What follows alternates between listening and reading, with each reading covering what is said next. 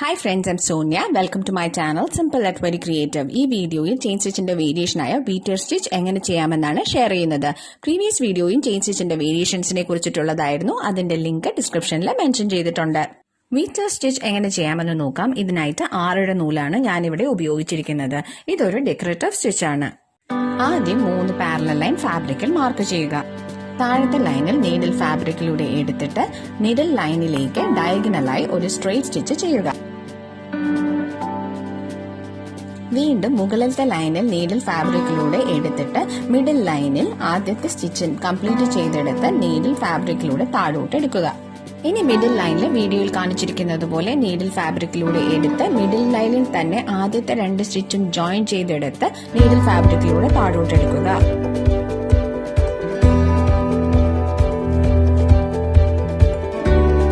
കുറച്ച് സ്പേസ് വിട്ടതിന് ശേഷം needle middle ലൈനിൽ ഫാബ്രിക്കിലൂടെ എടുക്കുക.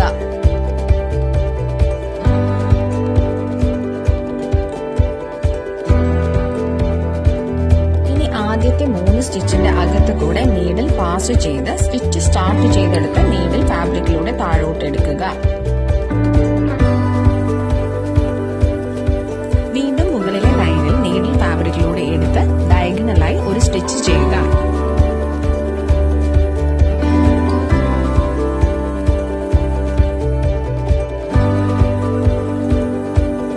ഇനി താഴത്തെ ലൈനിൽ നീഡിൽ ഫാബ്രിക്കിലൂടെ എടുത്ത് വീണ്ടും ഒരു ഡയഗണൽ സ്റ്റിച്ച് ചെയ്യുക.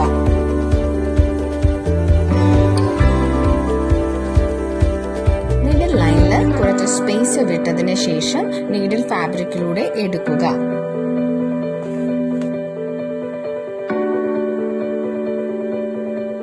ഇനി പ്രീവിയസ് ചെയ്ത 3 സ്റ്റിച്ചിന്റെയും അകത്ത് കൂടെ നീഡിൽ പാസ് ചെയ്തിട്ട് ആ സ്റ്റിച്ച് സ്റ്റാർട്ട് ചെയ്ത അതേ പോയിന്റിൽ നീഡിൽ ഫാബ്രിക്കിലൂടെ താഴോട്ട് എടുക്കുക.